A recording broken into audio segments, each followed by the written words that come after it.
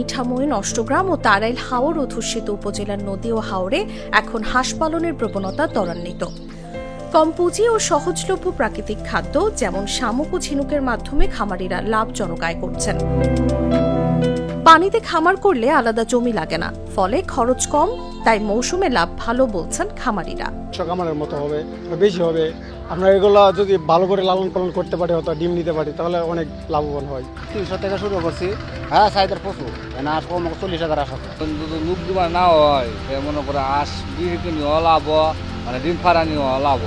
প্রতিদিন 2 থেকে 2.5 লাখ হাঁসের বাচ্চা উৎপাদন করা হয়, যা স্থানীয় খামার ও দেশের বিভিন্ন জেলায় সরবরাহ করা হয়।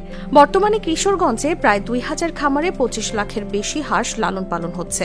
সরাসরি বা পরোক্ষভাবে সুবিধা পাচ্ছে প্রায় 12,000 পরিবার। 100 খামারের মাঝে কেউ বলতে পারতো না বলে আমি হসপিটাল ভ্যাকসিন নিয়ে নিয়েছি। সব কোম্পানির ভ্যাকসিন কিনে এনে দেওয়ার লাগে। 1000 হাঁস পারলাম 6 মাসে, প্রতিদিন মনে হল 5000 টাকা খরচ আছে। 1000 হাঁসের পরে 5000 6000 টাকা খরচ আছে। মনে হল খাওয়ায় সাইরে যদি ডিমটা লাগে লুকে না ধরলে 2-4 লাখ টাকা পাওয়া যায়।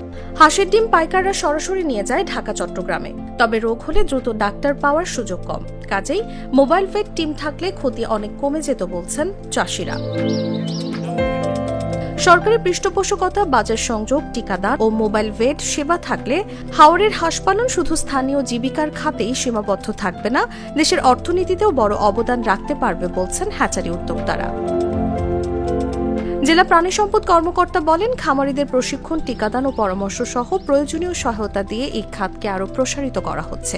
আমরা প্রাণী সম্পদ বিভাগ দুধ এবং মাংস উৎপাদনের জন্য কাজ করি। সেই নিরিখে আমরা খামারিদেরকে আসলে উদ্বুদ্ধ করি, খামারিদেরকে প্রশিক্ষণ দেই। তারপরে তারা বিভিন্ন যখন রোগ সুখ হয়, বিশেষ করে হাঁস মুরগি বা ডেয়ারিতেই, তো আমরা সেগুলা ডায়াগনোসিস করে চিকিৎসা দেওয়ার চেষ্টা করি। আর সরকারি ভ্যাকসিনগুলা তারা যেন সুলভ মূল্যে, সরকারি নির্ধারিত মূল্যে পায় সঠিক সময়ে, সেই চেষ্টাটা আমরা করি। কিশোরগঞ্জের খামারগুলো থেকে বছরে প্রায় 2 কোটি হাঁসের ডিম উৎপাদিত হয়, যা দেশের মোট চাহিদার প্রায় 25% মিটিয়ে থাকে। তবে খামারিরা চাইছেন আরও সরকারি সহায়তা, বাজার সংযোগ ও প্রযুক্তিগত সহায়তা, যাতে এই সম্ভাবনাময় খাত আরও প্রসারিত করা যায়। তসলিমা তিথি, জাগো নিউজ।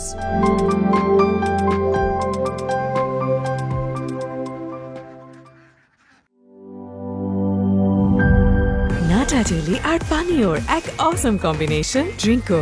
চিল থাকতে চান, ড্রিঙ্কো চাবান।